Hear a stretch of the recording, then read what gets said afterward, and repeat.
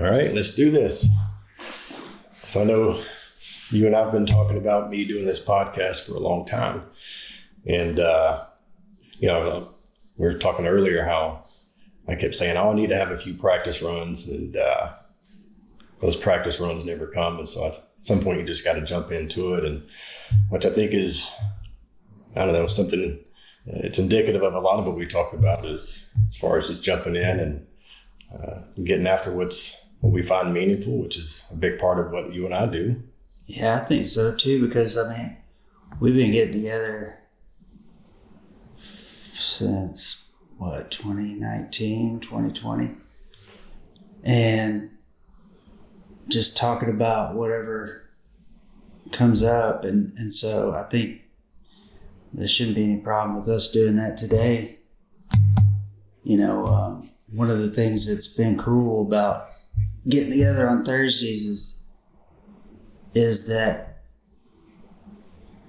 we sort of started by talking about career stuff, because you were just getting into your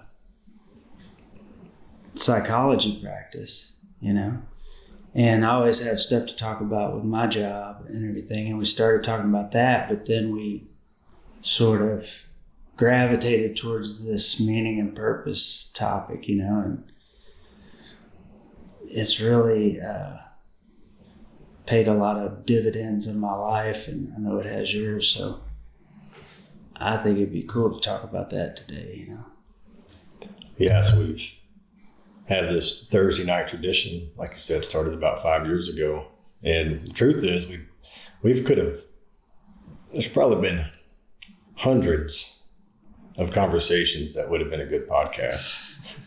So better late than never actually doing that, huh? So I guess maybe a little bit of an introduction. This is Ronnie, one of my best friends, but I'm sure they'll get to know you as they listen to this episode here. And whether you realize it or not, I'm planning on having you on a few episodes, so it won't be just this one. But maybe give a little bit about who you are and why you're here. Well, I'm kind of a lifelong, non-destructive testing career person. I started out doing NDT and doing bucket trucks, like they work on the power lines with, working for my dad's company. And as dad's company progressed into nuclear, I started getting into a little bit of that. And then in the late 80s, I started doing nuclear power plant inspections and did that for many years. And then eventually I went to work for a utility over in the Midwest, Entergy, and worked for them for a while, worked my way up to a corporate position there. And at some point I got fed up with them because they kept wanting me to move. And so that's when I reached out to the Electric Power Research Institute out here in Charlotte and came out here and I've been working here it'll be 17 years in December. So it's definitely my longest job. But aside from that, you and I got to know each other through some kind of self-help type stuff that we were getting into in Jackson when I moved there to take that corporate job, and became fast friends with you and your wife and me and my ex-wife. And so, a lot of that has been the orientation of why we get together and why we tend to talk about deeper philosophical things, which has just been really cool for me. I manage folks at work, a lot of people, and so I've always had, even in the 90s, even when I was in my 20s, I read Jung and listen to different psychologists talk about psychological things. It's always been an interest of mine. So when you got into that professionally, I was like, oh, okay, well, I'm going to pick your brain on that a whole lot. And because I think it's, a big part of life. It's just all of the, the complexes that we have, the personality aspects that we have, and what works for us and doesn't work for us in those personality aspects, and how we can maybe tweak those and become better people and stuff. And then from talking to you, of course, we got into, especially, I think it was like reading, because you came up with this challenge. You were going to read 50 books one year. And I was like, oh my God. Because I've always read a lot, but to me, 50 books in a year was just like, that's not doable, And then I sort of thought, well, that's a good challenge. And I started doing it. And next thing you know, we're reading, tons of books, constantly reading books. And that has enhanced the conversation as well. So I guess for me, by way of introduction, is just I'm a person who's highly interested in the types of things that you do for a living, and that you and I have got to talk about here on Thursday nights when we're smoking cigars and solving all the world's problems. And the fact that we've gotten more and more into this orientation of just needing to find meaning and purpose, and that being like the main thing, not so much trying to seek happiness, not so much trying to seek, other types of fulfillment. But if I can find meaning and purpose in my life, that's a sustainable thing, and so I'm just happy to be a part of it. I feel fortunate to be a part of it. Yeah, same here. What's interesting to me is, we talk about our outlier stories, and, we got that from Malcolm Gladwell's book, Outliers, that we both read years ago. Right. And, essentially how these experiences over time that for some time don't really seem to make sense as far as how they're connected and what they might lead to, but eventually you could see how it culminated into something significant, impactful, meaningful, purposeful. And so it's starting out in non-destructive testing and all the things, wherever that path took you to your own, at least basic interest in improving yourself, and how that led to you and I connecting. But even then, almost 20 years ago, we weren't talking about meaning and purpose. Right. And so in some sense, it's like, and I'm fascinated with this idea, I know we both are, how we sort of stumble into something like this Thursday night tradition that you and I've had that's produced so much. And it's only been for the past roughly 5 years of our 20-year friendship, pretty much. And but there's this element of, we sort of stumble into this. We don't mean to get here in some sense, but in that, I still think that if there wasn't at least some inherent orientation towards meaning and purpose, that we wouldn't have stumbled into what we have now in this. Yeah, it's like, well, I think it's probably pretty common, for people to wonder about why am I here and what's my meaning and purpose. And that's certainly been the driver behind me reading a lot of the things that I've read. Even before we started doing this, I was always kind of like interested in things that, how is this, important to me? How is knowing about this going to help me, just do better in life, or, be better situated for seeing stuff. But I think too, the orientation towards seeking that kind of stuff enabled us to sort of see a good thing when it started happening, and going, oh, we need to commit to doing this, because the first one was on your front porch. The first one I remember was when we were sitting on your front porch talking about your budding, business idea that you had of doing psychology and opening up these, psychological therapy things. And, just sort of, me questioning you like, well, do you have like a unique approach to it that you're going to try to put forward?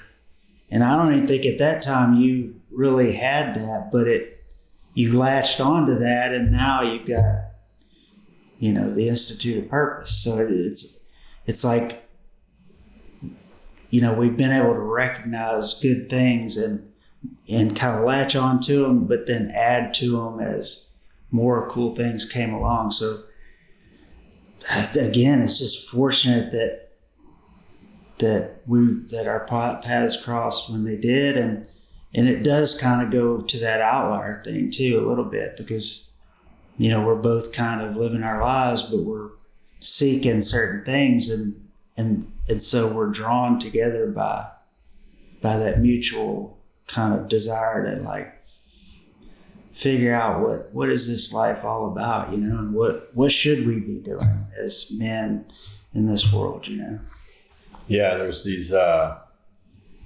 shared fundamental interests with that. And so as you were talking about all that, I was thinking, it's like, even though we might have some idea and we might think that we have a pretty solid idea of the things we're interested in, and maybe we do at some level, but I think it's easy in hindsight to look back and say, we had no idea the implications of what we were interested in, which also makes me think now, do we still think that we have a better understanding of what we actually do with the things we're interested in? So it's one of the coolest experiences that I have in these kinds of relationships and friendships, is watching that unfold and watching that unfold in you or whoever the other person is. And that's certainly been the case with us.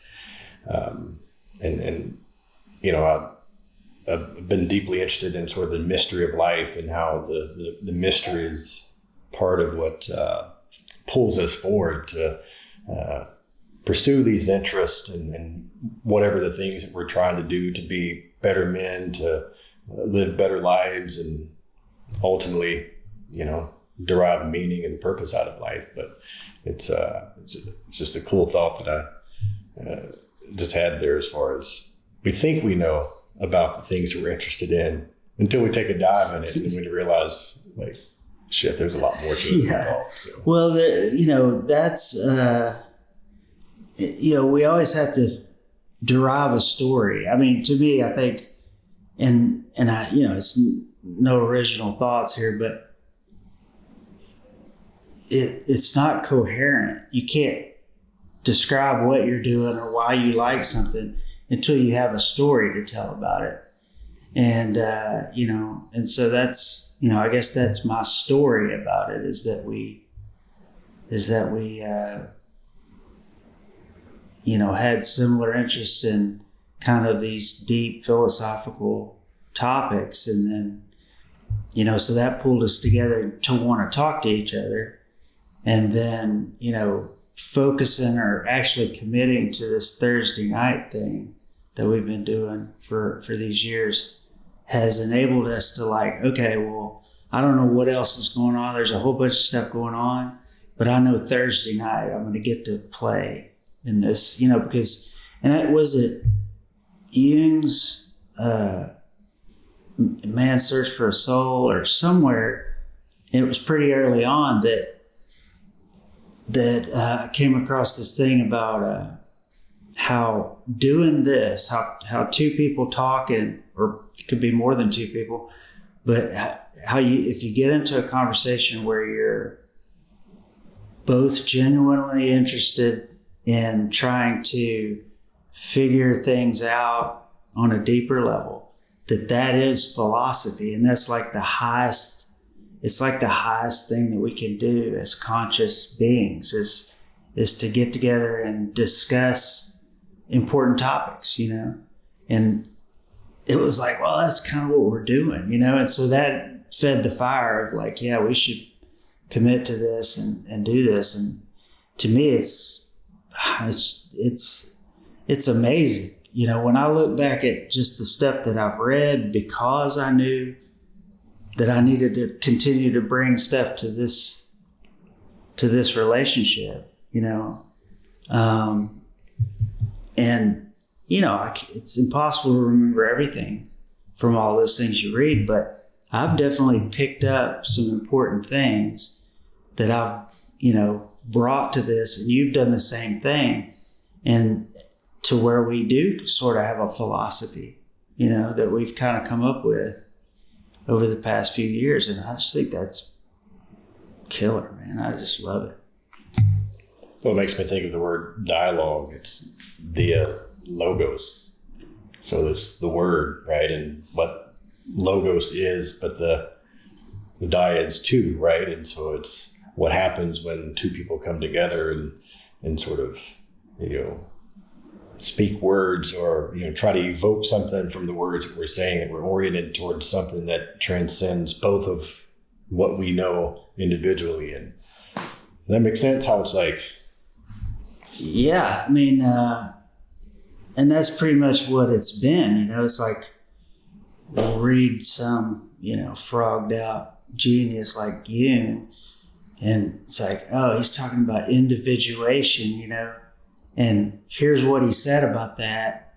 And he kind of related it to, it's hard, it'd be really hard to live out, to imitate Christ's life, but it's so much harder to live out your own life with all its implications. What does that mean? And then we just, we're both readily, we're chomping at the bit to go down the rabbit hole with that. And I get a better understanding, not only from listening to what your perspective is on it, but just talking about it, using that dialogue it's thinking, talking is thinking your way through something. And so it kind of causes those ideas to be concrete in my mind, and then we build off of it every time we get together. So I don't know how many times it's been most of the times that we've gotten together. It's like whenever you're like, man, I gotta go, it's getting late. And we almost always go, man, this was another great discussion, and that's just generally how I've felt about it. It's just something I look forward to. It's something that, because we've done it so often, I think about it during the rest of the week. Like, oh, this is something I need to talk to Ed about on Thursday night, and stuff. So it's just, it's amazing. And I think I can't believe more people aren't doing this kind of thing. I know we talk about how, when we're not here and we're out in our own life, we run into people and we may tell them about this Thursday night tradition, and they're really drawn to that idea, and they feel like that's something they're missing and that they would like to have. And we're just kind of like, man, y'all are missing out. Yeah. And that's, I think, having those experiences with people who don't have it, but when they hear about it, they know that it's important and wish they had it, also gives us a deeper appreciation for it, because we realize, like, I don't think you and I have really ever taken this for granted, but I certainly think the temptation of taking it for granted would be there more if we hadn't had those encounters with people who don't have what we have here. Yeah, I don't think I take it for granted. I think that I'm almost scared that it's going to fall apart. It's like, it's more of a like sacred thing to me. It's like, man, I things change over time, and I don't want this to change. It's been that important, because if you think about it, it's like we one of the early things that I remember was, again with Jung and Also, Jordan Peterson had a big part to play in, because we were both listening to his podcast and stuff. But, we both read Maps of Meaning also, And a lot of what was in that was talking about the collective unconscious that Jung had sort of coined the term of, but also, just how our unconscious is this, million-year-old man that, that might be what people think of as God, but it's this part of us that's always there. We all have it, and it talks to us in our dreams, and it does all this stuff. And we were like, well, I wonder, is there a way to enhance that communication, And we started looking in our own ways for information about that and stuff, and came across, the idea of this experiment that somebody had come up with about, how you could wake up in the middle of the night and you could say, oh, I want to communicate with my unconscious. And that sometimes you would learn something or see something from that. And that, not only did that kind of happen, we both had experiences that we shared with each other that were just like weird, esoteric. It's not speaking my language, but I know it means something. And we both went into that and started to explore, well, what could that have meant? Trying to add our conscious philosophies to whatever the message was, But it also led to, the thing of, well, waking up in the morning with an idea could be really important, because that means your unconscious has been talking to you. And man, that's helped me in my career, because I've had some ideas come to me in the night from wherever. They weren't my ideas. They weren't anything I was thinking about. But when I woke up with them, it's like, holy cow. And because we were talking about it, I said, this is important. Let me do something with this. And it's been incredible, The idea of the RIM, that EPRI ought to be doing RIM programs for these new reactors has spawned a whole business unit of its own. Some of the project work that I've done, I've kind of not been stuck, but I've just been cruising along trying to write what I knew. And then these things just come to me in the morning. It's like, oh, that would really enhance that. And so, yeah, it's just like, when I say it's changed my life, it's tangibly changed my life, Obviously, with me, a lot of my understanding of that has come from Carl Jung and some of his students' work as well. But, so there's, high level here, we know that there's the conscious part of ourselves and the unconscious part of ourselves. And there's much more of the unconscious part than the conscious part, even though the conscious part doesn't like to think about that, right? Is that, so you take that and then you take the idea of human development and beyond childhood development, adolescent development, and, even cognitive development. There's this sort of bigger, deeper process of psychological or even spiritual development. And, maybe that goes on for our whole lives.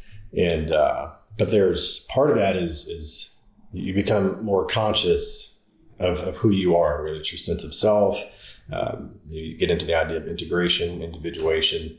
But there's all these, sort of forces at play underneath the surface, so, below the unconscious, if you will. And so I kind of call them unconscious processes. That's certainly not my term, but, there's unconscious processes. And it's like in our development, some of those unconscious processes over time have to become conscious processes, or at least where we become conscious of those processes.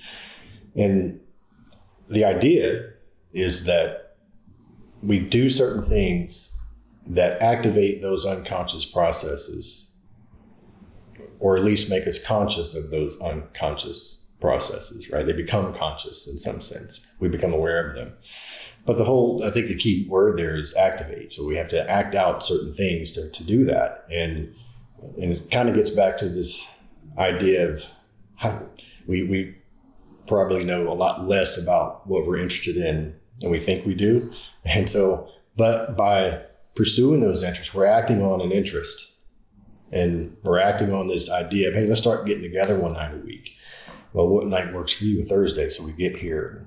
I'm going to read 50 books this year. What? Well, I will too, and, but not having any idea of at least down the road, what's being activated on the unconscious level and what will eventually manifest into something we're pretty conscious about, that we can, that becomes a conscious part of our story that we can live out. And so this is so cool to me how, there's the notion of that process, but how impactful that's been here by, let's follow this impulse, this sort of interest of getting together. And, we're both pretty intellectual people, so that draws us together. And then we're interested in each other because we're good friends and we care about each other. And next thing you know, we're having these dialogues that are suddenly producing all of these experiences, and we're helping us derive more meaning and purpose out of life. And, you got some big things going on with your job and your career as a direct result of that, because you can trace that back. And same for me with what I'm doing over here. But yeah, it's what happens. Like, there's a consequence if you don't follow those impulses through, if you don't follow those interests through, or if you don't try to find people who have those interests and engage with those people, and consistently so.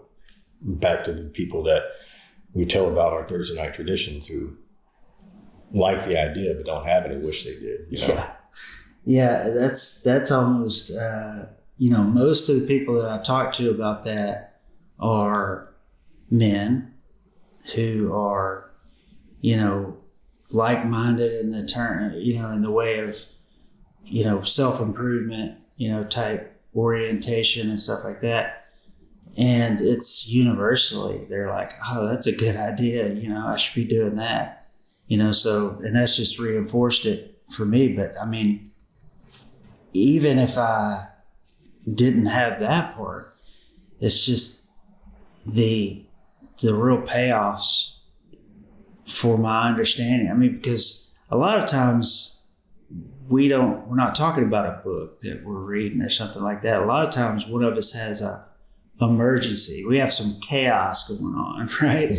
And, part of, all of this reading and stuff has given us the idea of like, okay, if you're fully, I think you can call it the modern man, where you're standing at the top of the, on the edge of the cliff, and everything's in front of you and above you is unknown.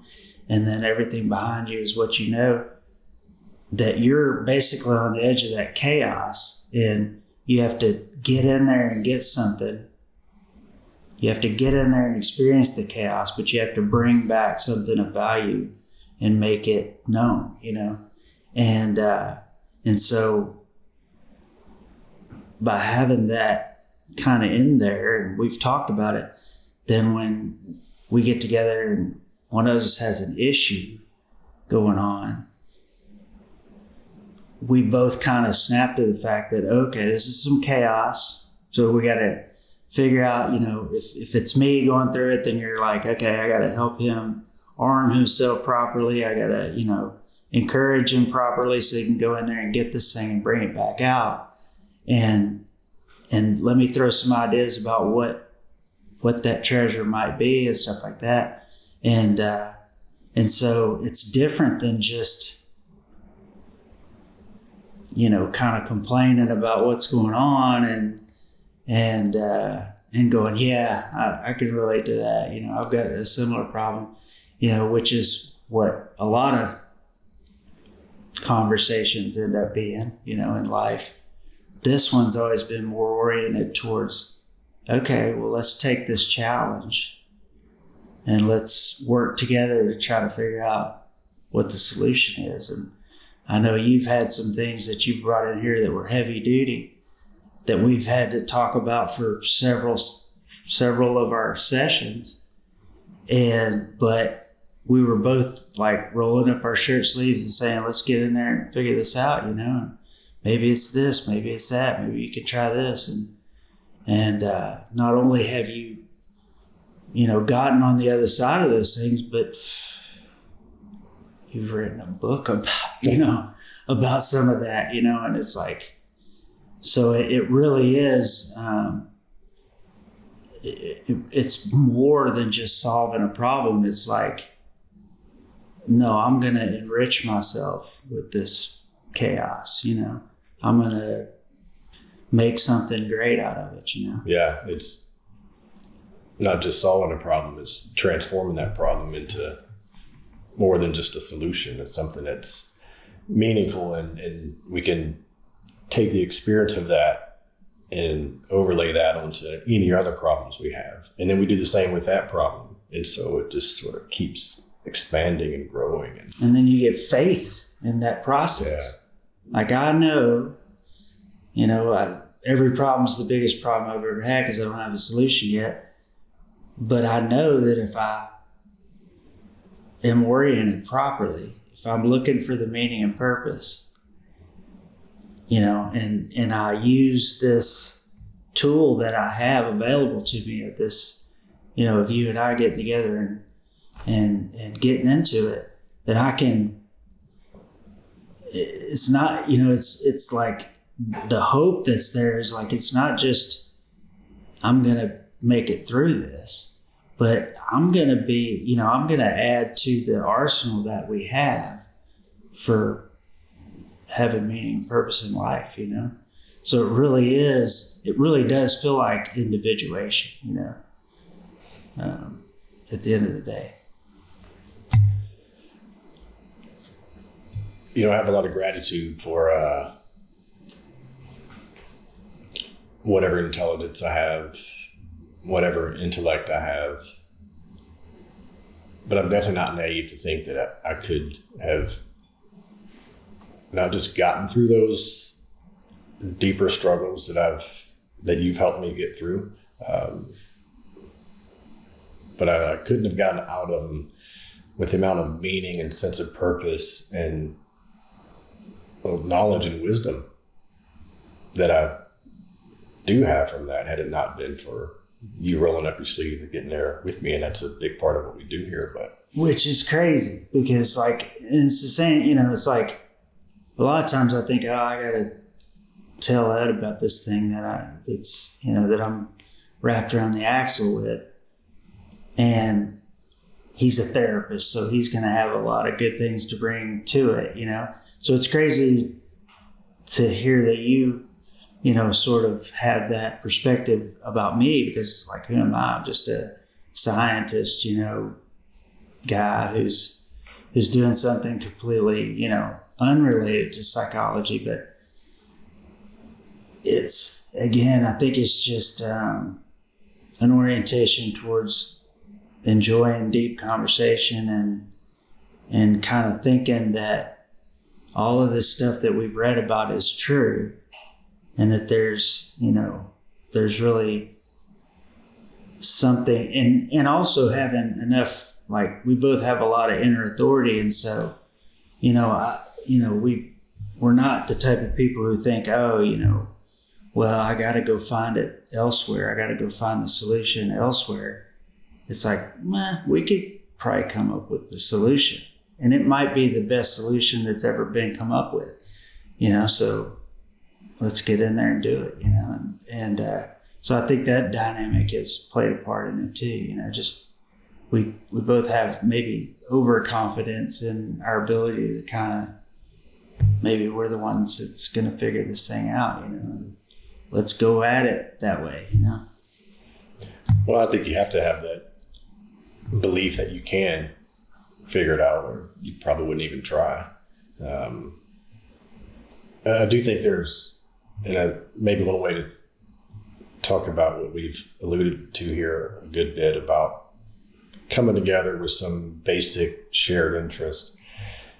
But I think there has to be a precondition for this to work the way that it does, and that is to have at least some general orientation towards being a better person, if you will, and whatever else that may entail. And, obviously from our good buddy Philip, we got from him the idea of being a principled man, not just an idea, but like a serious striving to be a principled man and everything that entails, And so I think, sort of the precondition in some sense is that we, no matter how much I may be tempted to deviate from my orientation, that's always there. And I think it's always there with you. And as long as we have that, we can come in and do whatever else that this thing gives us the opportunity to do. But what, in some sense, one of my deeper appreciation for is this, I can come in with this sort of low resolution orientation, but this process,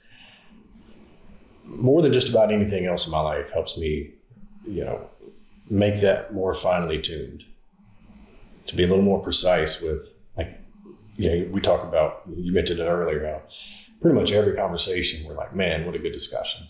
But what that is it's because we're walking away a little more finely tuned with our orientation, a little more precise with our aims here,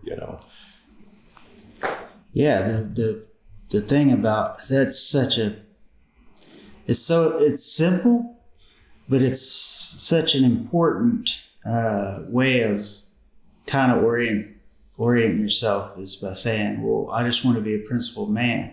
Because it's easy to say, but it's really, really hard to do, There's all these principles out there. And, like we've talked about it, if you read great fiction, if you read The Three Musketeers, for instance, or The Count of Monte Cristo, there's these characters in there that they're virtuous.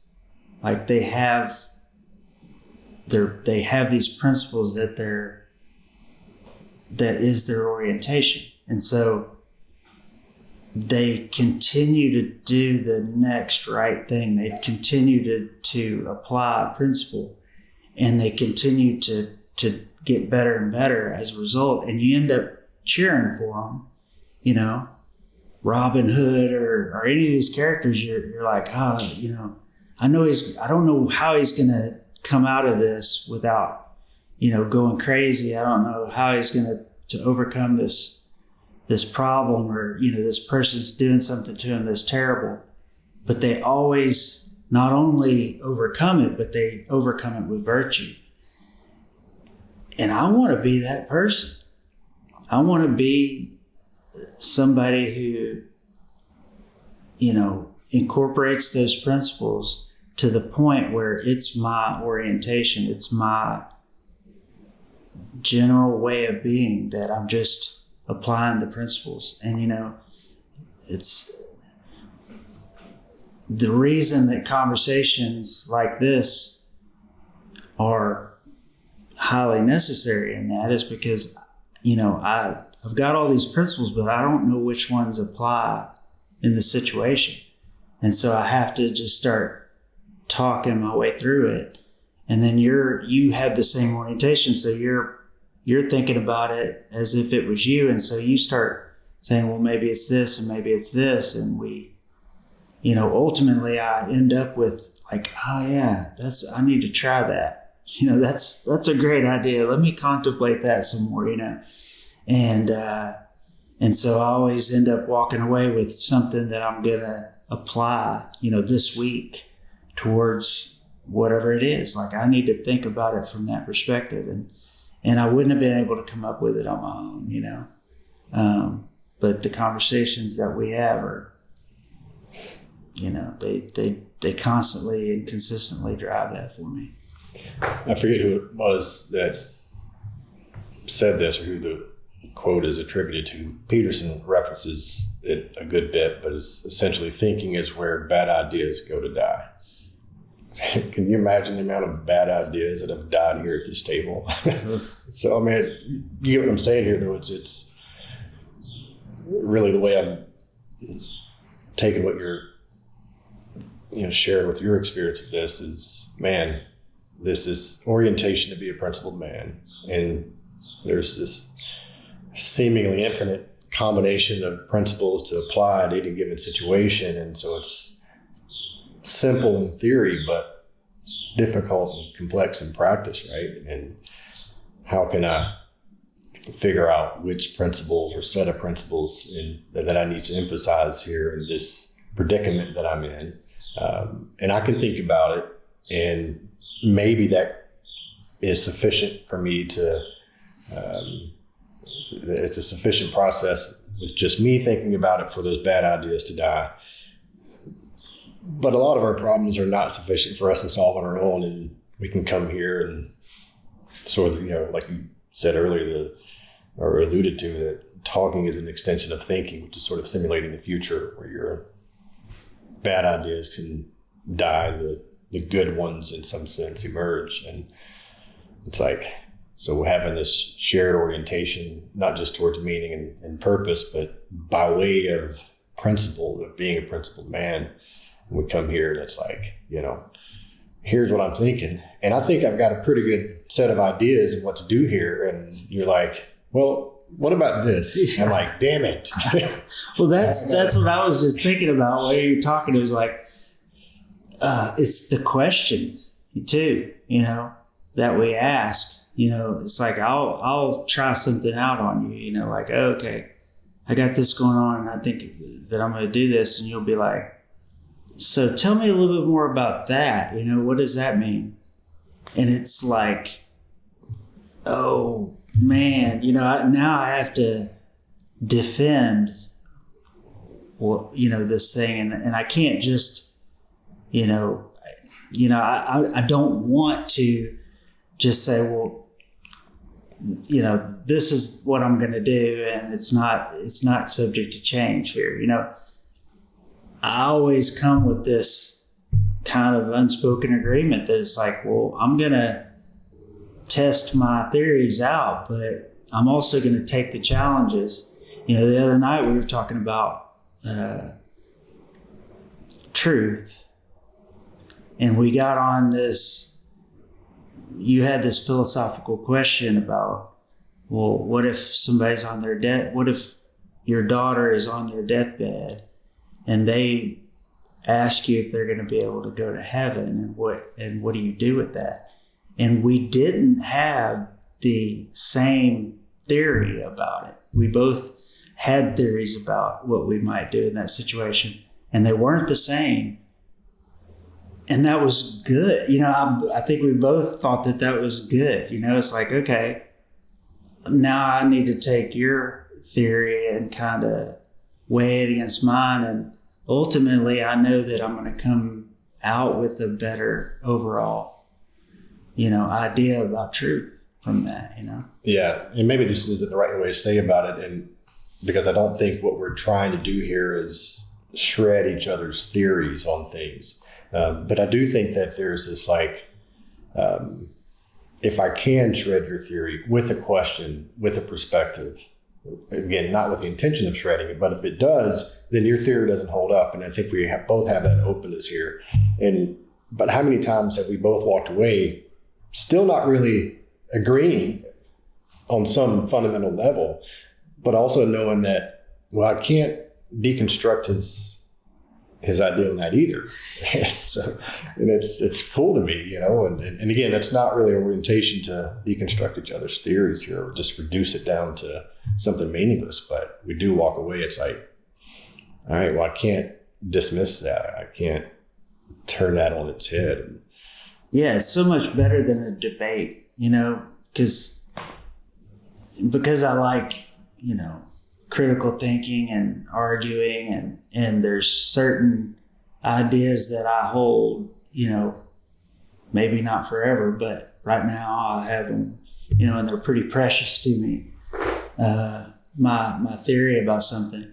So I like to watch these, podcasts where people are debating that subject, but those debates are always like, well, this person's oriented this way, this person's oriented the opposite way.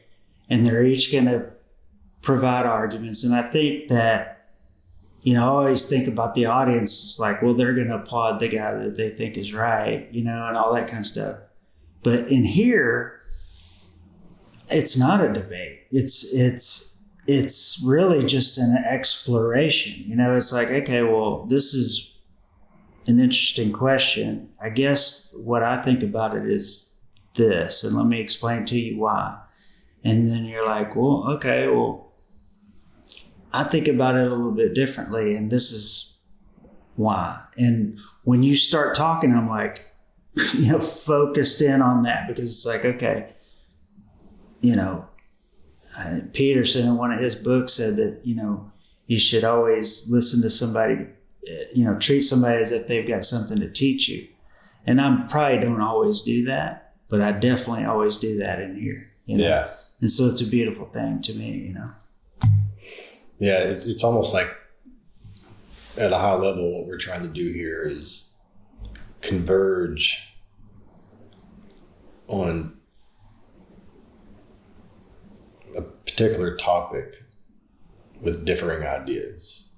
And we have lots of different topics in here. And we have differing ideas and stances, philosophies, theories on things. And sometimes I walk away with, I'd say my mind changed, but what does that mean? Most of the time I would say it means that my understanding is modified, is broadened, deepened, Mm-hmm. And maybe there's been some times where I've just about outright changed my mind on something, but for the most part, I would say it's certainly enhanced my view or understanding of whatever topic I'm grappling with. And, but yeah, it seems like this. So the word convergence came to mind when I'm thinking, well, it's not that we're trying to shred or tear each other's theories apart here, or, just atomize them, but we really are trying to converge and maybe in some sense reconcile these most fundamental differences that we have on ideas that we both think are important and that we both believe that we're oriented towards, amplifying the meaning of those things, but also having some humility to say that I don't know if my way is the right way. And I don't think that yours is particularly the right way, but we have that sort of, maybe up until now, unspoken agreement or understanding that. Well, you've been, one of the things that you've talked about a lot when we've gotten together that I guess I'd never really thought about, but it was, and it comes from the things we're reading. None of this is probably original thought on anybody's part, but it's like the ability to hold dichotomous things as in your mind at the same time. It's the fact that very little is cut and dried one way.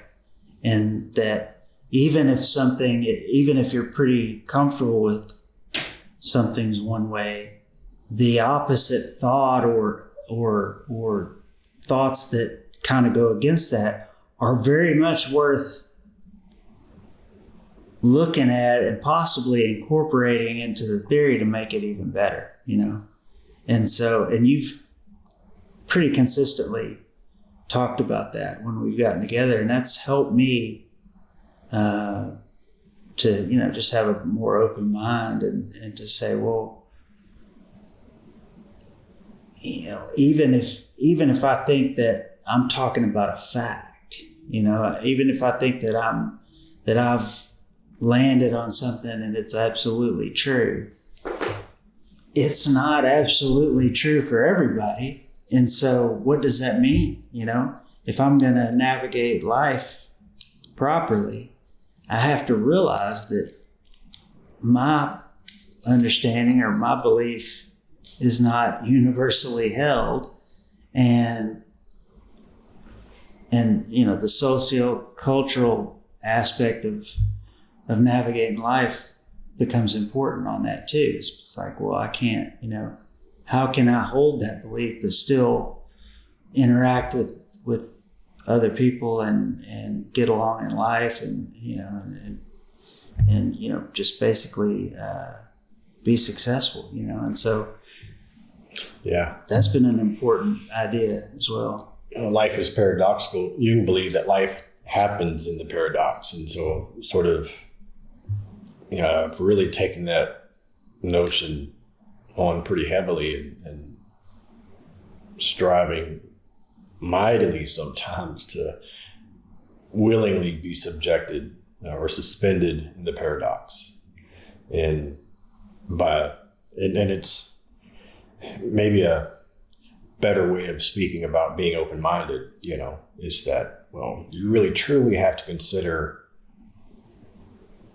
not just the utility, because I don't want to just make it about utility, but the meaning that lies in the opposites and the cherished beliefs that I have, and even the ways of being that have been imperative to not just my survival, but getting to where I'm at now, but also understanding that, well, what got me here may not be what gets me to the next place, And so this idea of the paradox, and that's something I grapple with a lot. It's like, man, how often do I have to stay in this paradox or some sort of paradox always? And it certainly seems to be the case.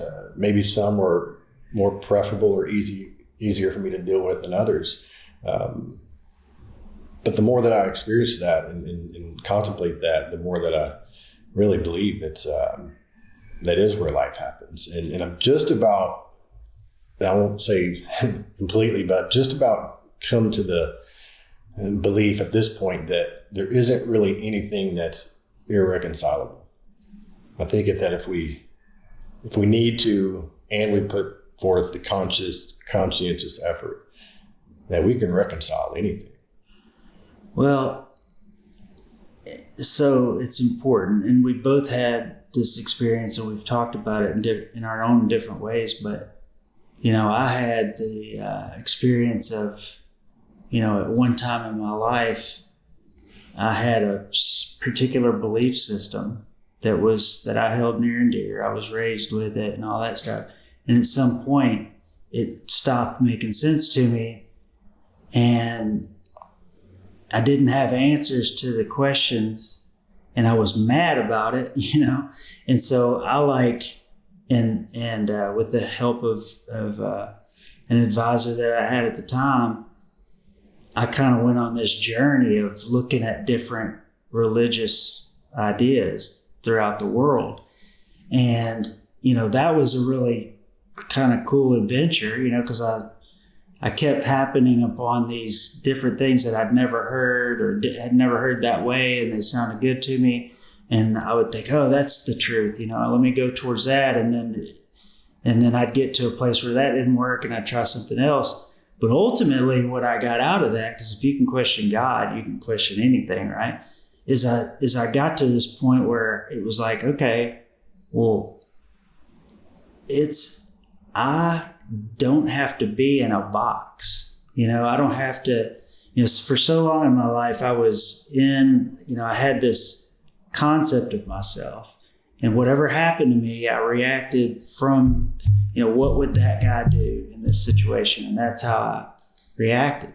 And from going through that process of trying to find a belief system that worked for me, I also kind of, as part of that, got to an understanding that I reserve the right to change my mind. If I'm presented with some facts that shows me that I've been wrong, fine. I just throw the wrong out and I start towards the right. And so having that experience and coming into a situation like this where we talk about, the most, in some sense, unanswerable questions or certainly questions that people have been grappling with for a lot longer than we have. But coming into it with the idea that,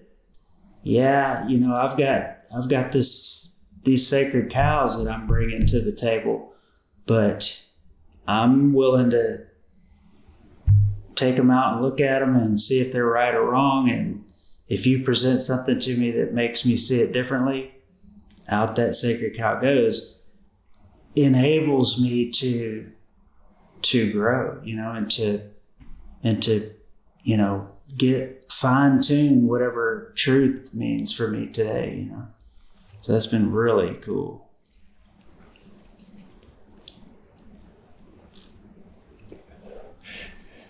Well, I think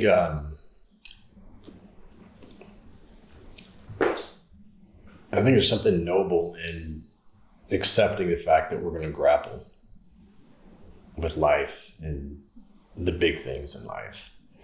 And it's in that grappling and sort of wrestling with God, so to speak, that we're able to extract so much. And,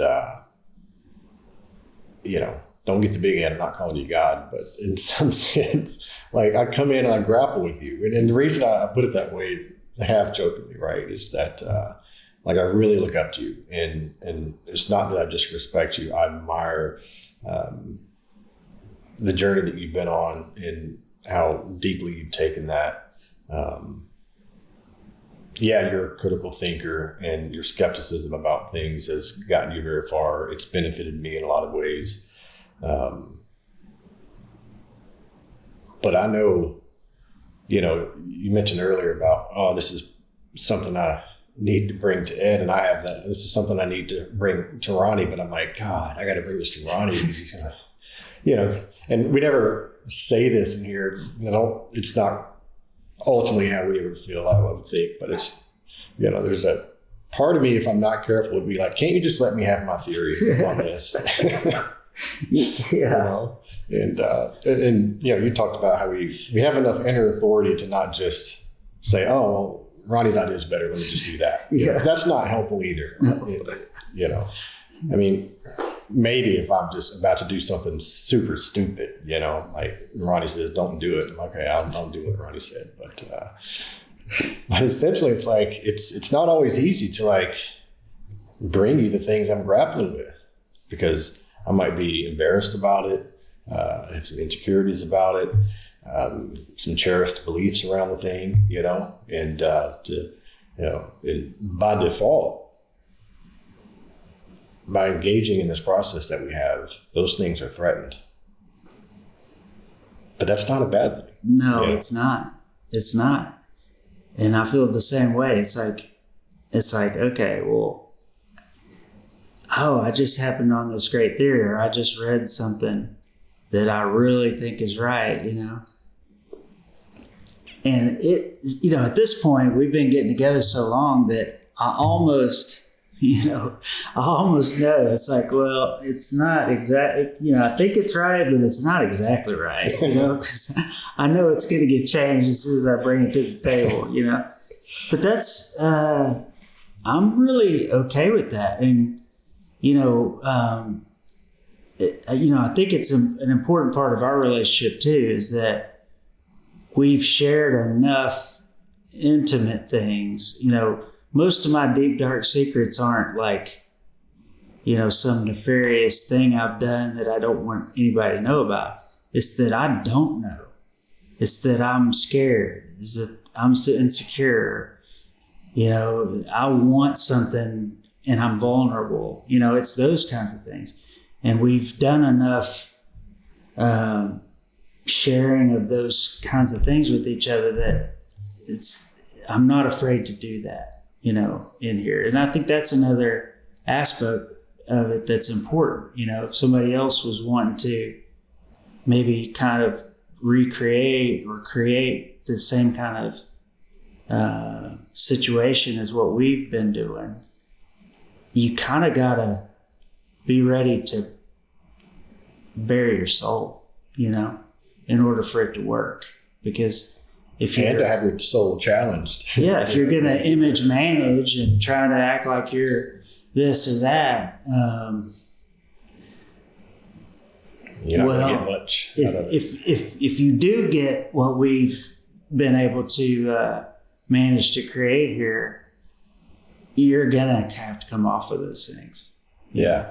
Because there's no room for that in here. And it's not even the things that I might be embarrassed about or insecure about. It's also the things I get excited about. It's like, oh, latched on, I discovered something here, and I think I've got it pretty well synthesized, and I bring it to you and I lay it out and I spend 5 or 10 minutes telling you, you ask one question. I'm like, now I got to rethink this whole thing. Well, but it's good. It's not all of that. It's not always all of that way. There's also a lot of encouragement that goes on, because, I'm a big fan of you, and I do think you're really smart, and you've got some really innovative ideas about, what you want to do. I mean, this whole idea of your Institute of Purpose and everything. And so sometimes it may come off as a challenge, but what it really is like, I want this idea to be even better. So it's like, tell me, give me the elevator speech about what this means, or can you boil it down to a sentence, and those things aren't to say, I don't think you're on the right path, or that I even fully understand the path that you're on, but it's to say, help me understand it, because if I understand it, then I can add to it. Maybe I can enhance it. Maybe I can, maybe, I can add value to it, Yeah. I have no doubt that you want the best for me. You want me to succeed, and that goes both ways. I think one of the dynamics we have here, that even if I am a little embarrassed or protective of a cherished idea or belief, it's never lost on me that maybe more than anything else, you're genuinely curious about me and want me to succeed. Mm-hmm. And, again, we're not here to tear each other's ideas apart. But I think as a default, sometimes our curiosity and inquisition into people and each other's ideas does pose this threat, but it's a meaningful threat, or we always make it meaningful anyway. But that being said, more often than not, I mean, virtually most of the time it's an encouragement rather than anything else. And so even if I am insecure about bringing an idea or reluctant to bring something I'm eager that I feel like I've discovered, it's never a second thought that I'm going to. I'm going to Yeah. because I know that you're curious about it, and you have a deep interest. It's not just for yourself, but it's for me too. And that, you're going to benefit from that, but you get a lot of meaning and purpose out of helping me get to where I could be. Yeah, it's gonna benefit me in the long run too, because then I'm gonna know more about it and be able to think about it. It's just valuable all the way around. And that also brings me to another thing that this has helped me with, is that our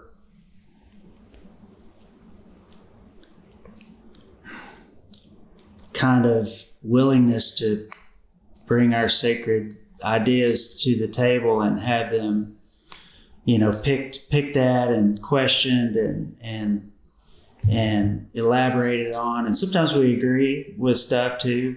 But it's also helped me, like, right now is election time, in this country.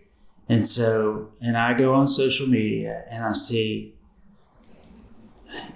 the opposite. I see people just jumping on a train, and they're just bright and they're confident and they can't believe that anybody could be different, and and all of that. And regardless of which side of the argument they're on, I'm always like, because this whole process that we've been going through has opened me up to the fact that there's value in all the different ideas and stuff. And so, I have my particular preferences and stuff like that politically, but it makes me almost curious to say, well, what can I learn about the people who disagree with that? You know, how can I hear what they have to say so that I can take that and mix it into the equation and see if I can come out with an even better idea, you know? And it makes me, it's enabled me to kind of be, you know, less confrontational, less, you know, kind of ideological in the way I approach any discussion.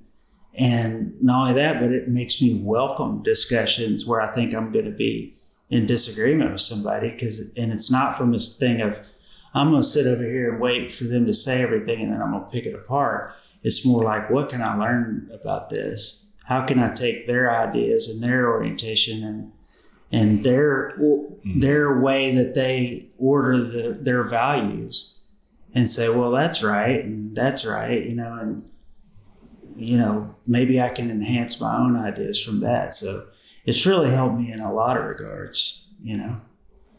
Yeah, it's really interesting to me because as you were talking about that, I was thinking it's I forget exactly how the Nietzsche quote goes, but it's something to the effect of, in one's friend, one shall also have his best enemy. And obviously that holds a lot of meaning for you and I, but it's, if I can come in here and grapple with you, I feel like I can grapple with anything. And it's not just about anyone, any idea, any circumstance that I have going on. And just thinking about your example of, you know, it's election time of the year and the way that you see both sides sort of clashing and what's, you know, the fallacies of that and what that's afforded you to be able to do and approach, and the open-mindedness with yourself. And it's like, you know, there's this, if I allow myself to not make it about picking sides, to not make it so dichotomous, ultimately what that's going to do is open me up to ideas that aren't necessarily mine and how they could be mine. Yeah.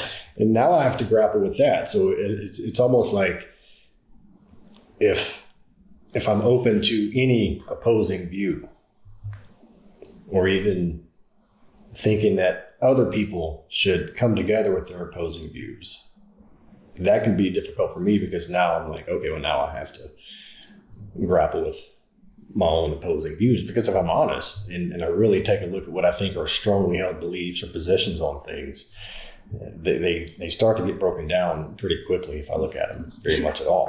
And but that really forces me to understand what's behind, what's motivating, what are my morals or moral foundations, what are my values behind those things. And maybe I walk away not having changed my stance at all, but I'm more grounded in that stance. Or maybe my beliefs are broadened a little bit, and therefore able to, I don't know, connect with people more, relate to people more, which it's always a win as far as I'm concerned. Yeah, I mean, the political stuff is always about demonizing the other side and picking out the things that they say that are dumb, or the things that they say that are offensive or whatever. And it can be easy to do that, but my experience with this has shown me that they're not morally bad people. They're not trying to, you know, be evil or, you know, they're not trying to forward an idea that's just completely stupid. They're doing the best they can with the information they've got in the order of their morals and their principles and stuff like that. And so it's like, so maybe they have something to teach me, you know. And I just think, you know, or it makes you an outcast on both sides. I don't know. Well, it's like I still am going to vote, and I'm going to vote a certain way or whatever. But it's nice to know that the argument is important. And so it's like the thing that I was telling Katie, my daughter that's a nurse. I was like, I'm glad everybody's not just like me. Because if everybody was just like me, there wouldn't be any hospitals, right? Because I'm not going to go work on some bloody mess, it's just, that's not my thing. I'm not into it.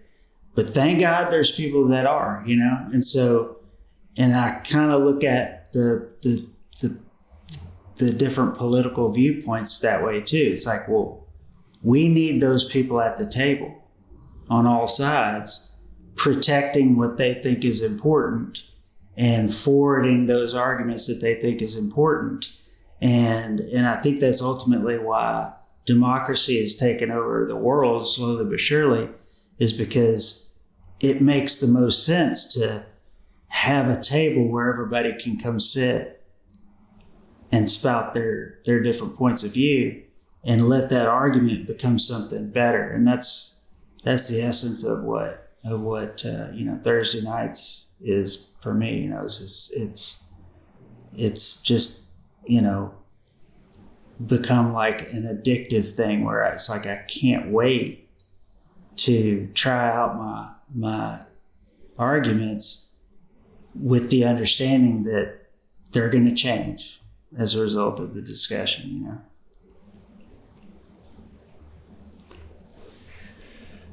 Yeah, it's like the challenges that come with your curiosity about who I am and the ideas I have about myself and the world. I don't consider this a safe space, so I'm one of the people who isn't a fan of that term, but it's an optimal space, which isn't always safe, right? Because it's kind of the idea of some of my beliefs and ideas here might be threatened. And that's in the truest sense of the word, right? But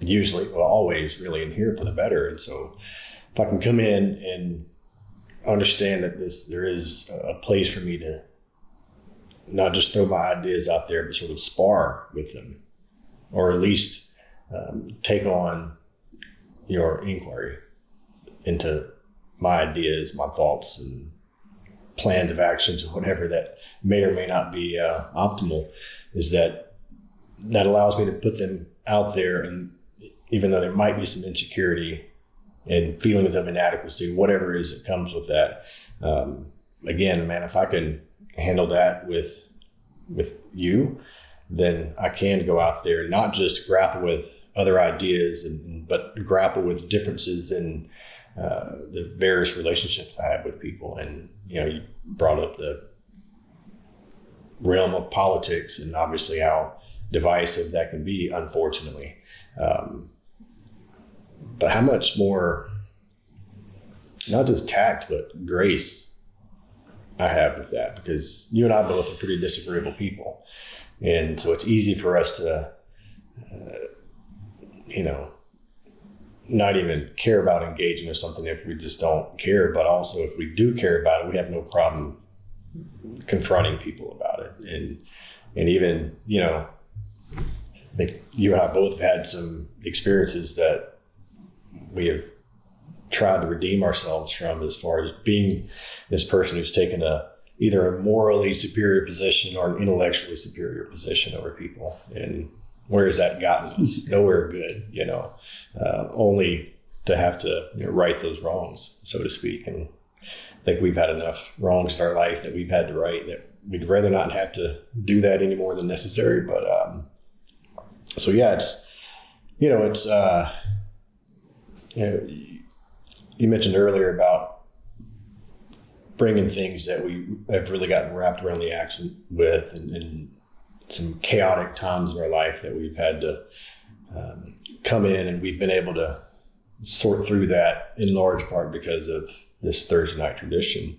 But But the vast majority of that has been ordinary things that we bring in here, having no idea that we're going to be able to extract some gold from that. And, I think it's, I would be remiss if I didn't say here on this podcast episode that, the whole idea of modern alchemy really came, I could say it came from you and it came from this whole thing, but I think, really important part of that was, I had finally published my book and I presented a special copy to you about that. And it was a real meaningful experience for me to do that. And you had made a post about that later that night or the next day or something like that. And I was already home by the time I saw that, whenever it was, and it floored me. And I should have had it pulled up, but you may remember what you said better than I did. But you talked about how, because in that book, part of what made it special is I put a dedication in there to you about essentially how grappling with you, that if I could withstand your onslaught, to kind of go back to Nietzsche a little bit there, is that then I can become who I could become. And so really huge appreciation and dedication to you. And then obviously you found that deeply meaningful and impactful, and you'd made this post and you talked about essentially what we have here and how, taking the ore of our ordinary experiences and transforming them into the gold of meaning and purpose. And I was floored, man, one, because it's like, it was meaningful for you as one of my very best friends my whole life. But personally, it was this huge acknowledgement that I didn't know I needed. And it really activated this whole idea of alchemy and how it really is very much about our ordinary experiences. And that's, to me, the crux of this tradition of getting together and having this dialogue, weekly dialogues pretty much. And so that's probably it's definitely the coolest part about this whole thing is, how's your week been? Here's this thing, and I kind of read this thing in this book, and here it is. And next thing you know, 2 hours later, we've taken the deepest dive into this thing that we sort of just brought up because you asked what I was doing this week, Yeah. And it's just really cool to me. Yeah, it's, and again, it goes back to a lot of the stuff we've read together and everything, but I knew that would speak to you because, we had been talking about kind of Jung's deep dive into alchemy and how, and a lot of people were dismissive of him because he got into alchemy, and it's like, well, that's a dead, science, and it didn't pan out, and you can't take, some mundane ore and change it into gold with something, and everybody knows that, blah, blah, blah. So people were dismissive of it, but he was talking about it on a higher level, and we caught on to that, and we're looking at that and saying, wow, what these guys were doing was really spiritual, because they were trying to find this magic alchemy that could transfer things into gold. But what they were doing was they were doing something physical that related to their spiritual growth, and that they were actually realizing that the experiments they were trying were experiments on themselves to try to become more individuated, to become more of, again, to refer back to Jung and his theories, is that part of us that's the self, the part that could be integrated to have all of the unconscious and the conscious, all of the archetypes and all of that stuff, the shadow, and incorporate that into ourselves to where we're better able to go out and face the world. And that was the gold that these guys were really after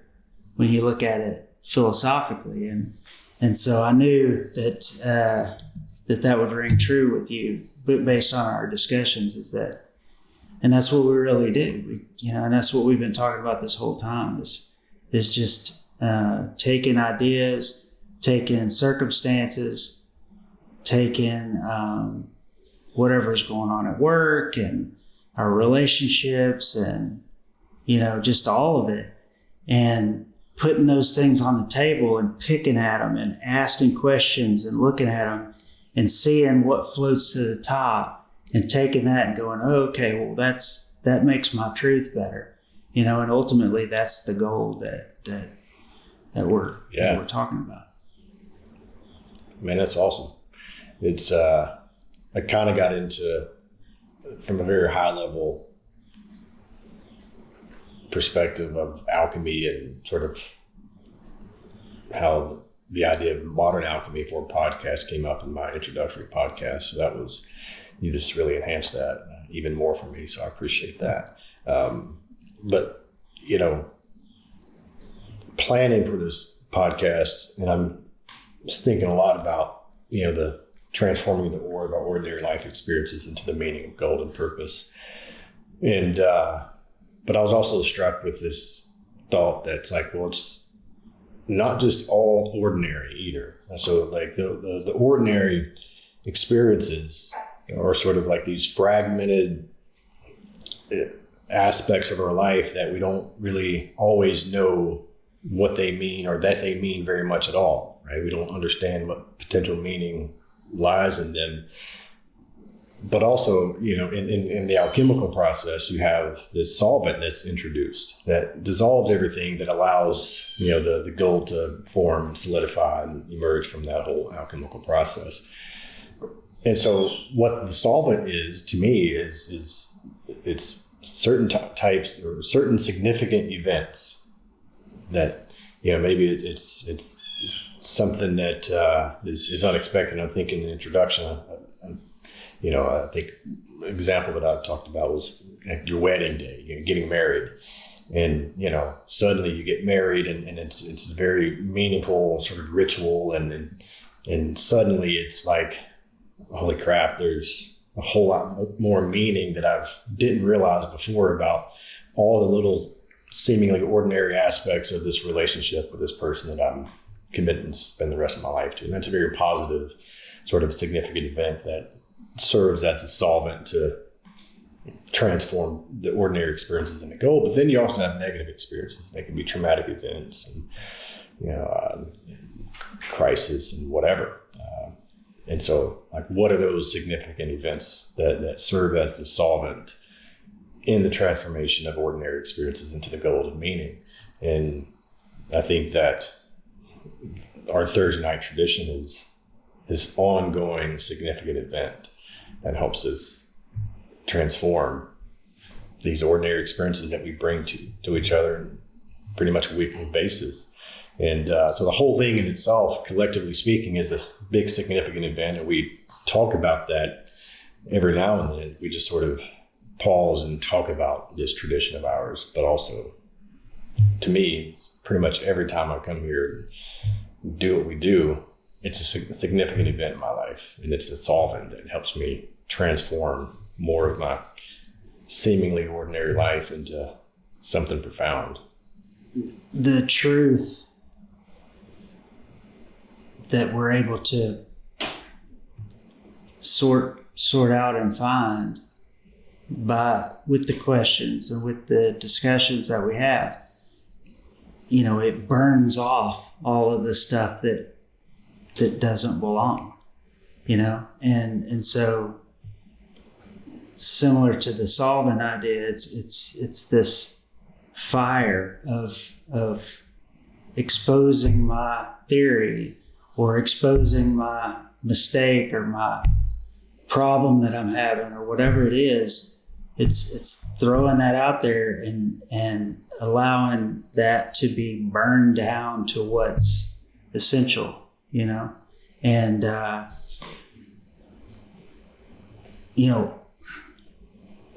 seeing you take this whole hodgepodge of stuff and it becomes a different idea that is going to be advantageous for me to take back. Like I brought something, and now what I take away from it is so much better, and maybe it's still not the right perfect thing, but it's so much better than the hodgepodge of stuff that I brought back, because when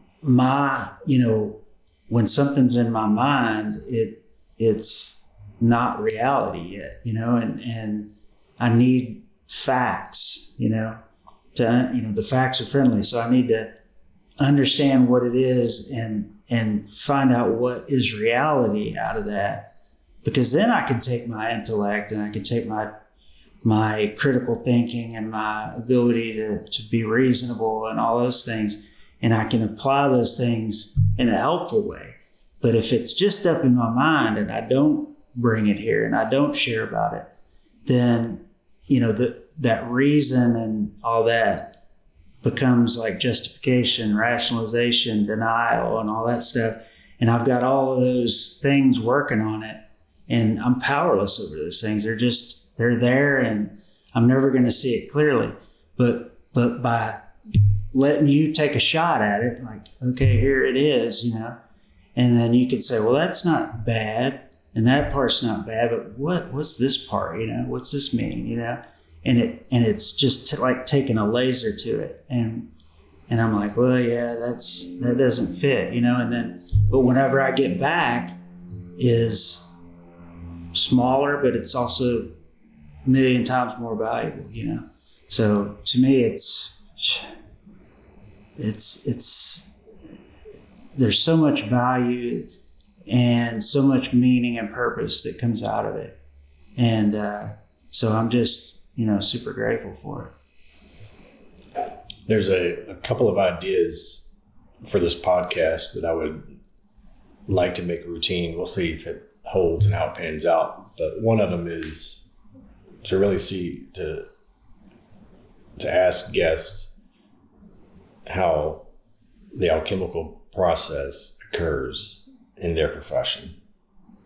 So kind of given what we've talked about, and maybe I need to formulate a better way of introducing that idea or asking people, but we'll see how it goes here, maybe if you're up to it. But so given what we understand about the alchemical process and transforming the ore of ordinary experiences, or seemingly ordinary experiences, into gold, I'm kind of curious of how you might overlay that idea into your own profession here.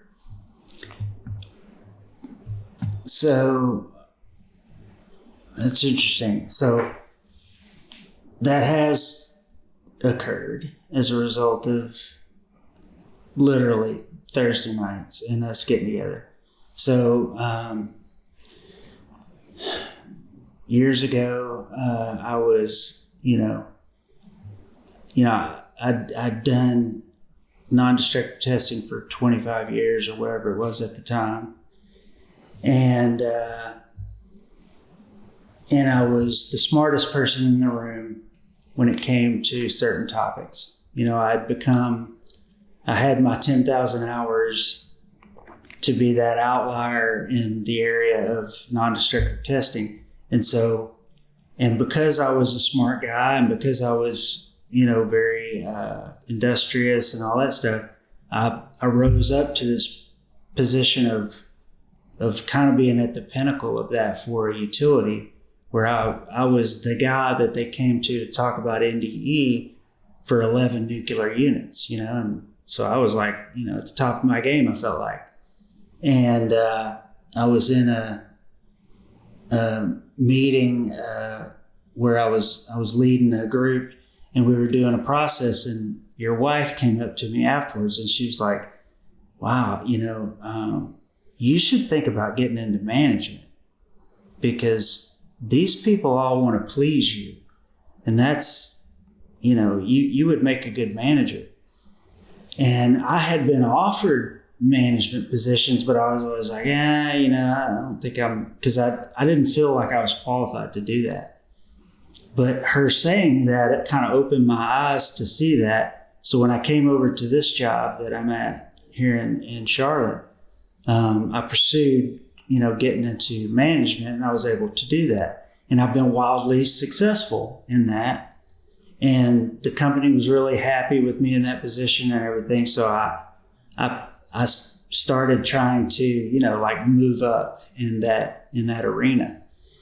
And what has happened, which I think relates to what you're talking about, is that this changing my orientation to say, really it's about what's meaningful and purposeful is what is sustainable and is going to bring me a lot more satisfaction than anything else. And talking about my career regularly in our Thursday night meetings, just what's going on and everything, and having things burned away and keep bringing back what's important. What I realized is part of what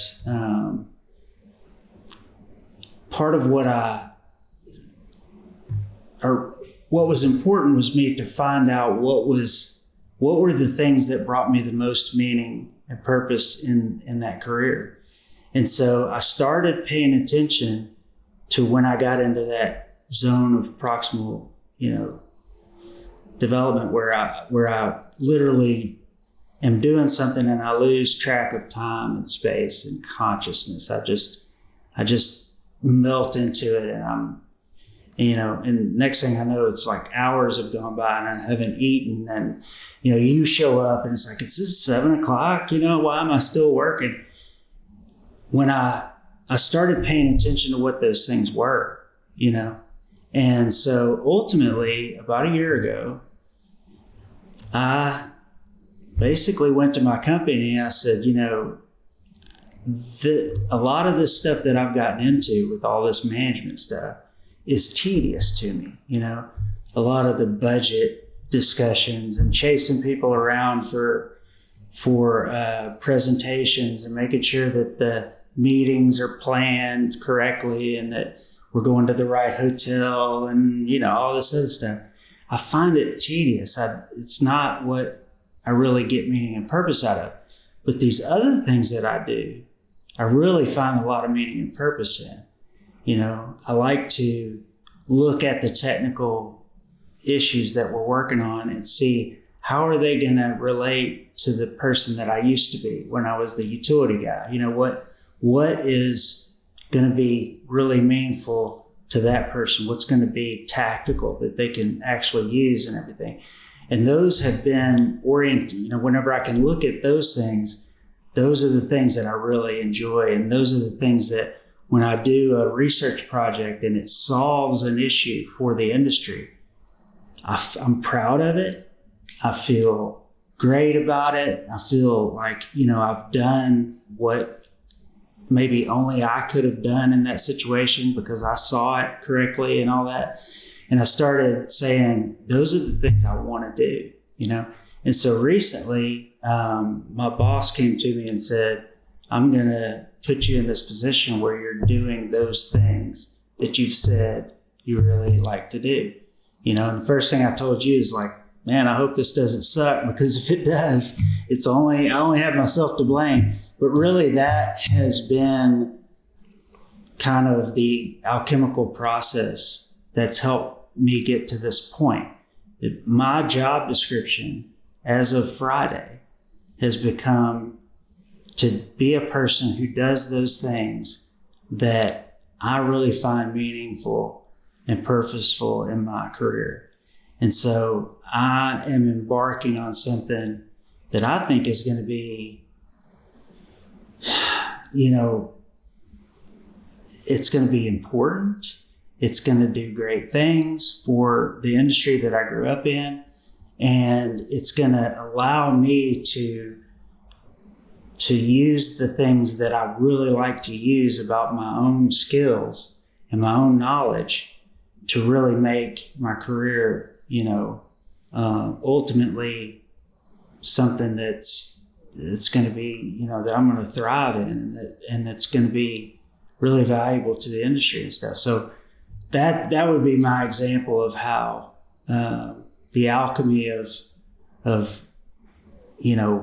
putting things out there and having all of the stuff that wasn't true to be dissolved and burned away has left me with a real vision for what my career really should be, and I'm excited about that, and that's a result of this process. So I have you in a big part to thank for that. That's really cool to me. So I think it's, especially with things that are such a big deal, like what you just talked about, and moving into this position that's really highly preferable for you. The sort of the notion that there's, you talked about these sort of seemingly ordinary things, these different fragments of your, say, career path here that's culminated. And I think it would be hard to say, well, what's the significant event that really brought that together? Or what's the precipitating event? Or it's hard to nail down to one thing. You talked about Nikki telling you, 17, 18 years ago, maybe longer than that, you should get into management, and it sort of prompted this thought. We can trace that up to here, but maybe with this position that you're getting into now, what would you say is sort of like the significant event that really prompted the whole thing at this juncture with getting into this position, given all the pieces of the puzzle that have come together? What's the thing that brought the pieces of the puzzle together?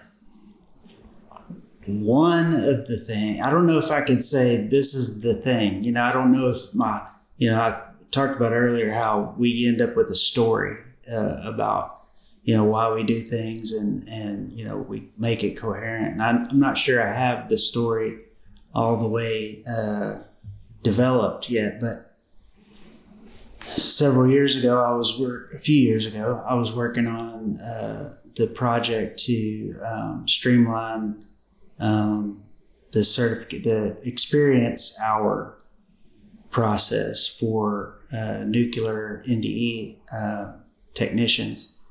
And so the idea of the project was, let's take one method, ultrasonics, that is part of this career, and let's see what are all the things about that you have to know in order to be proficient and to be, able to do your job to the ultimate, And so I used a group of people and some other available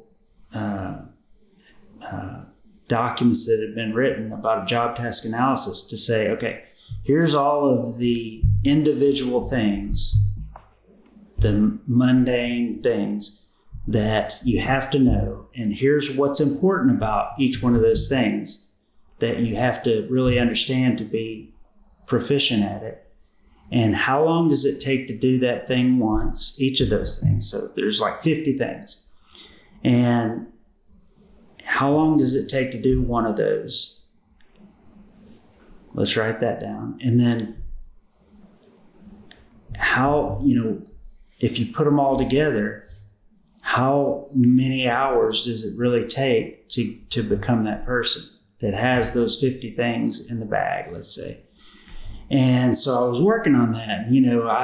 I've been doing it for, at that point, 35 years. So I had a real strong understanding of what those 50 things were, what was important about them, how long it took to do them. And I was working through that process, but there was some aspect of it that I wasn't seeing, that wasn't coming together. And you and I were talking all about this, about the power of the unconscious, this million-year-old man that collective unconscious that has all the experiences of the human race, in it, that's in each one of us. And, we talk about, sometimes you'll say, I need to sleep on this because I don't want to make a decision. And why do we do that? Well, it's because the unconscious continues to work on our problems while we're asleep. And so a lot of times you wake up with some clarity about what you really should do. And so that whole idea that you and I were talking about was available to me because of our discussions. And then I woke up one day with this idea, this piece that was missing from that project that was really important. It was this 25% rule that I had grown up with and everything, and we had lost over the course of time due to some regulations that had some merit to it, but was no longer with us. And by adding that into the equation, it helped me solidify the technical basis, the argument that needed to be made, such that it was unassailable. I mean, once I put that technical document out there, the regulators, the experts in the field, the code people who had to pass that change and everything, when they looked at that basis document, they were like, that's right. I mean, there's nothing that we can really argue. Because I said to him, I said, if this is wrong, you have to tell me what part of it is wrong. And then we can tweak that. But overall, this thing makes a really powerful argument. And in a nutshell, I mean, it passed the codes passed it, the regulators passed it, and the change was made, and it really helped the industry a great deal.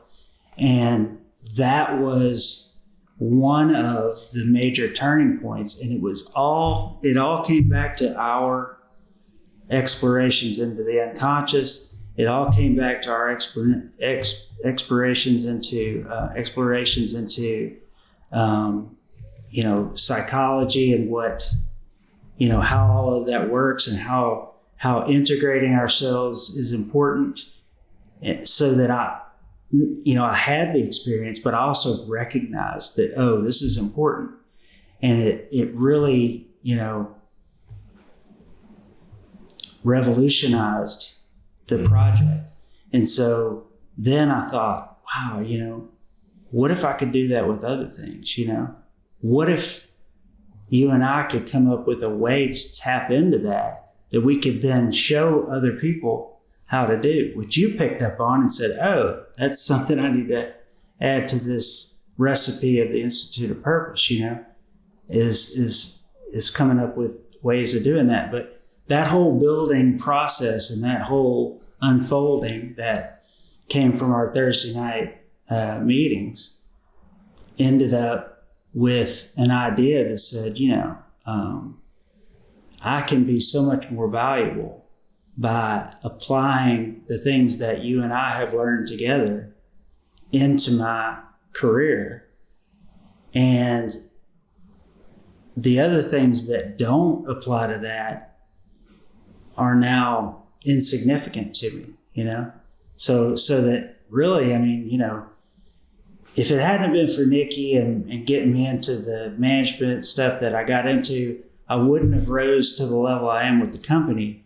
But it also gave me the credibility to be able to say, here's what I really need to be doing. Here's where I can really add the most value to this company. And it's not by managing people all the time and stuff like that. I can lead, and I'm good at that. But it's more about, let me work on these problems that the industry has, that through this alchemy that we've been up to, I have these new tools that I can bring to the table that I don't think the average person has. And it's enabling me to be significantly more valuable to the industry that I'm in. So that would be a good example of one of the kind of aha moments that came out of all this for me, that ultimately culminated in this decision that I've had. So, I mean, that would be one of them, I guess. Yeah, it's fascinating to be able to, at this point, look back and see that whole process unfold where, how it's so indicative of how much pretty much everything starts deep within the unconscious, and kind of back to the idea of we have these shared interests and really how little we know about these interests that we think we know about. And so we're more unconscious about these interests, but yet we pursue them, fortunately. And so it leads to all these things. Nikki telling you should be in management because of something she saw in you, and skip forward, and we're having these Thursday night traditions and talking about the unconscious and what that might be able to do for us if we were to try to pay attention to that. And so it sort of manifests into this particular problem that you're trying to solve with work that was really, really important, that had lots of implications. And you woke up, and you have this sort of, it culminated to this significant event of sort of waking up with this, from almost a dead sleep, if I remember correctly, it's the missing piece of the puzzle, put it together, boom, no one can argue it. It runs through all the necessary parts of the process to get into code or whatever it is. And now that sort of, so you take that, you tapped into something there, very consciously, and that's opened you up to really understand or to,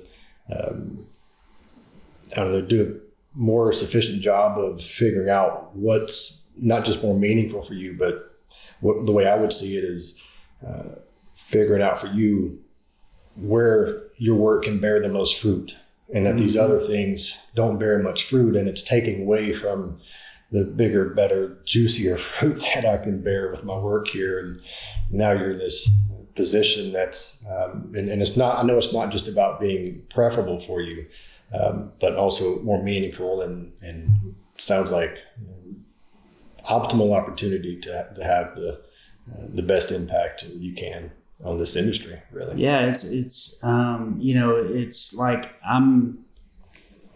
last week I was at the Asthma Code meetings in Orlando, and I've got this idea. There's this problem that these new plants have with having to do multiple exams, basically to do the same thing. In other words, they have to do one exam to accept the workmanship process of the wells that they're putting into the plant. And then they have to turn around and do a different NDE method to do like a baseline, so that when they do future exams after the plant's been in service, that baseline will show them whether or not an indication was already there from fabrication or whether it's something new.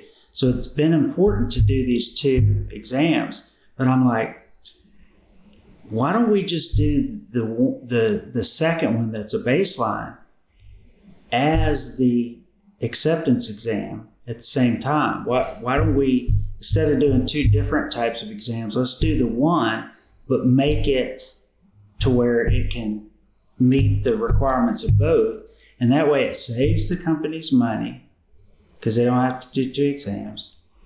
It's a better exam in a lot of ways because you can find out more information about the indications that you're looking at with the second type.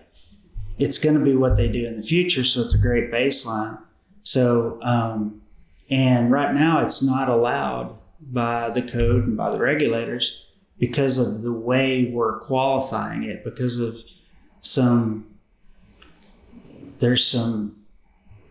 it's almost like everybody kind of knows that it would be better to do it this other way, but they can't figure out how to make it work. But because of my experience and because of the company that I work for and being able to see the big picture of things, I can see all of the arguments and I can see all of the solutions, and I know how to implement them. It's not going to be easy, but I've got this, it's going to be like, it's one of those challenges. It's like, man, this is going to be great because I know it's going to be successful. I already know what the arguments are. I've just got to write them down. I've just got to make that good argument. And I know that I'm going to have to rely on discussions with you about it. I know I'm going to have to rely on my unconscious. I know I'm going to have to, rely on all of the other seemingly unconnected things about my life to get this done. But I have confidence that that's going to work. I have faith in it, in this process. And when it gets done, it's going to be huge. And it goes into my legacy of something else, some other big problem that I solved, And so, and I've got that other one that I gave you the example of to look at to say, oh yeah, this is going to work. I just, I don't know exactly how. I don't know exactly, what all the steps are going to be, but I have enough experience with this whole process that we do, that we've embarked on, and that I've learned and that I've read about stuff that says, oh yeah, this is a conquerable problem.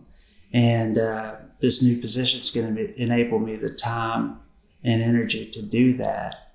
And I'm just super stoked about it. I'm excited, to get started. It's cool how all of those things have sort of, you've been suited out with everything it takes to crack the code, and all of this in your previous experiences of cracking the code with big problems has given you the confidence to, and I certainly have the confidence, you're going to crack this code, and I can't wait to hear about it. So last thing, and you've been a good guinea pig with this idea of how does the alchemical process lay over, overlap your job. And another idea that I have for this thing is again, we'll see how it holds up, but it's sort of, take someone that you highly admire, someone's work, a great thinker or something like that, and what advice they would give you and what would they be proud of you about. And I know I just dropped that on you. We didn't talk about that before we started recording, but ta-da. Well, let's see. Someone that I think is a great thinker that would have advice for me and that would be proud of me about something. And I'm gonna go big on it, but I think it's, if I look at somebody like Jordan Peterson, one of the things that he says is that he to me, he's really a practical. He likes to take the giants that he's standing on the shoulders of and take their information, and then, with 12 rules for life and beyond order and those things, he's basically trying to boil those down to everyday things that we can use, And so one of the things that he talks about is, if you want to take on the world, you have to kind of get yourself in order first, clean your room, Mm-hmm. and things like that. And so I think that what advice he would give me probably is that I need to continue with what's working. I need to continue with these Thursday night meetings and continue with trying to build myself, figure even more out about myself and figure out how all of these great concepts can be applied to me. I need to keep my world in good order so that I'm not worried about other things. I don't have as many distractions so that I can, fully concentrate on the problems that I'm taking on. And an example of that is I knew that you were going to come over here today and that we were going to try to do this. And so one of the things I did, I was really tempted to go back and study all the books and, and it's impossible. I mean, Yeah. Maybe I read 300 books since we got started with this stuff. And so it would be impossible for me to pick out a few books, and I probably would have just gotten a ditch over that. So instead of doing that, what I decided to do was clean my house, take care of all the dishes, make sure my house was all in order, clean this garage. You'll see that, I wouldn't eat off of it, but I've swept everything. I cleaned the table. I got everything in order to make it to where I could focus on this and just enjoy this and be here now, And so that's probably the type of advice that I think he would give me.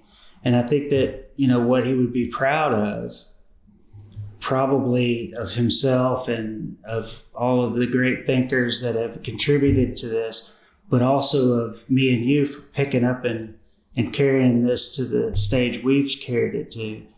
He would be proud of the fact that we've taken this stuff seriously, that we've focused on telling the truth to each other, that we've focused on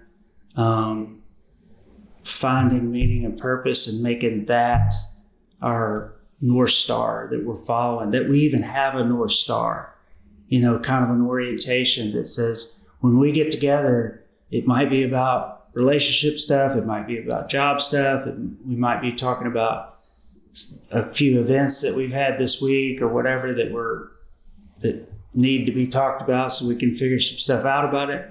But the orientation is when we get together, we're trying to find what's the meaning and purpose that we can get out of this. And I think he would applaud that.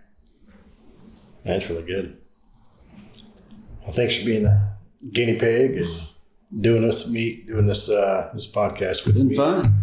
Yeah, it's definitely something that we'll have to make, part of our tradition somehow. Maybe not every time, but we certainly have a lot of conversations that are worthy of podcast, and so I'll bring the equipment every now and then, and we'll do it. So man, I think I look forward to doing it, and I would like to have a question. Let's come up with a question that we want to talk about, and let's just get into it. And we've talked about the overall process to the best that we understand it at this point, but we haven't actually got in and grappled with something necessarily. I think that the end of it, where you were asking me some tough questions, was good, but I think that's going to be something valuable that we can, is to provide examples of, hey, let's take a big problem. Let's take the biggest problems that we can find, and let's grapple over them on this thing. I think that would be cool for people to see. Well, I think we definitely have a good pool of big questions to draw from to do that. So we're going to commit to that. Excellent. All right, man. Thank you. Yeah, man.